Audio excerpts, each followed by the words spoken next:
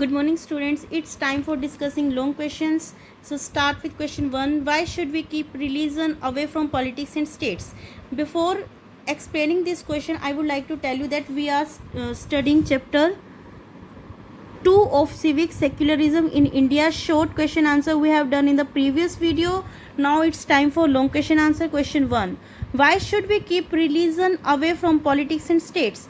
हमें बताना है कि हमें रिलीजन को पॉलिटिक्स और स्टेट मतलब देश, ठीक है, तो हमें अपने रिलीजन को पॉलिटिक्स और स्टेट से सेपरेट अलग क्यों रखना चाहिए. We should keep religion away from politics and state because, तो रीजंस क्या हैं. Once this group acquires political powers, अगर religious group political power acquire कर लेता है, प्राप्त कर लेता है, then it can easily use power and resources to its sole advantage and interest. तो फिर वह रिलीजियस ग्रुप उस पावर को और देश के रिसोर्सेज को केवल अपनी एडवांटेज और इंटरेस्ट के लिए ही यूज़ करेगा. सिंपल सी लैंग्वेज में हम कहते हैं कि अगर किसी धार्मिक ग्रुप को पॉलिटिकल पावर दे दी जाती है तो वो इस पॉलिटिकल पावर का प्रयोग अपने खुद के फ़ायदे के लिए करेगा. इसीलिए रिलीजन को पॉलिटिक्स और स्टेट से अलग रखना चाहिए. Second point, at the same time the dominant religious group might use authority and resources to harass the minority. दूसरा मेन नुकसान क्या होता है, अगर हम किसी डोमिनेंट रिलीजियस ग्रुप को मतलब प्रभावशाली धार्मिक ग्रुप को अगर हम अपने देश के रिसोर्सेज दे देते हैं, अपनी देश की पावर दे देते हैं, तो वो फिर उन शक्ति को रिसोर्सेज को यूज़ करेगा मिनॉरिटी को हरास करने के लिए. जो मिनॉरिटी होती है, देश के कम तबके के लोग होते हैं, उनको तंग करने के लिए अपने पावर और रिसोर्सेज को यूज़ करेगा. And prevent them from practising their religion, और फिर मिनॉरिटी को प्रिवेंट करेगा कि वे अपने धर्म को ना पालन करें बल्कि हमारे धर्म में मिल जाएं, which is absolutely against the principle of democracy. और यह बात डेमोक्रेसी के सिद्धांत के बिल्कुल उलट बात है, ठीक है. Question 2, compare the tenets of secularism as practised in India and the United State of America. तो बच्चे आपने यूनाइटेड स्टेट ऑफ अमेरिका और इंडिया में जो सेक्युलरिज्म का कॉन्सेप्ट है उसके बीच में सिमिलैरिटीज़ और डिससिमिलैरिटीज़ बतानी है. तो start with similarities. Both the Indian constitution and the American constitution declares that, दोनों ही इंडियन कॉन्स्टिट्यूशन और अमेरिकन कॉन्स्टिट्यूशन इस बात की घोषणा करती हैं कि there is no official religion, कि हमारे देश में कोई भी ऑफिशियल रिलीजन नहीं होगा. Second, no religion can seek special treatment from the state, किसी भी धर्म को स्टेट के द्वारा, स्टेट मतलब देश के द्वारा स्पेशल ट्रीटमेंट नहीं दिया जाएगा.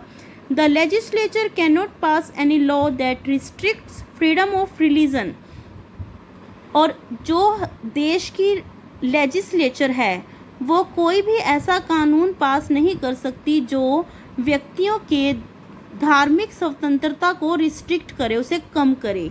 Now moving ahead to dissimilarities. The American constitution strictly prohibits both the state and religion from interfering in each other's affairs.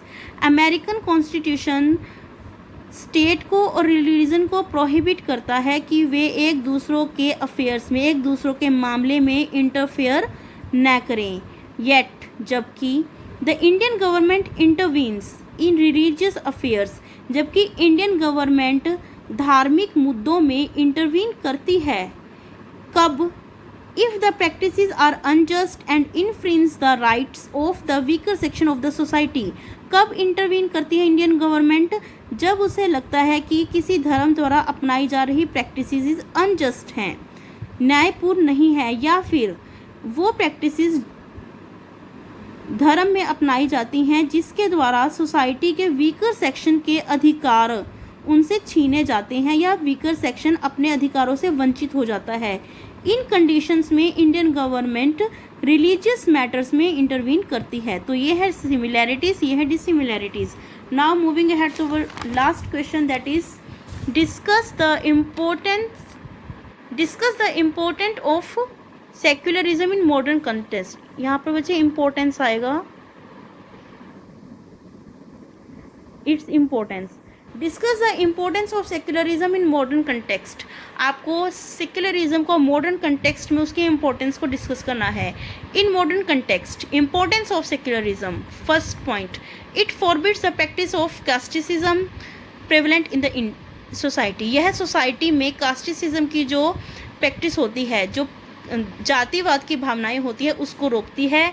Second point, it forbids the practice which violets the principle of equality.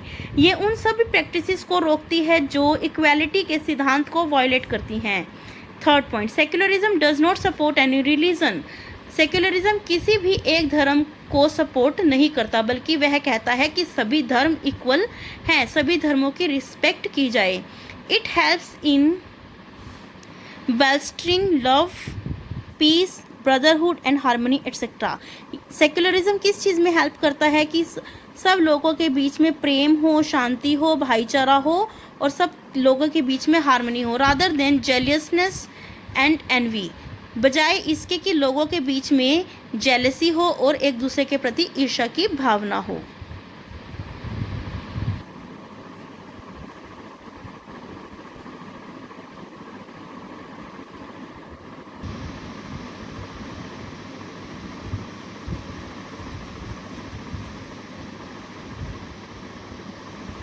Students, कुछ correction है इस question में जो मैंने आपको mention कर दी हैं। आप अपनी फेयर कॉपी कंप्लीट कर लें। Thank you.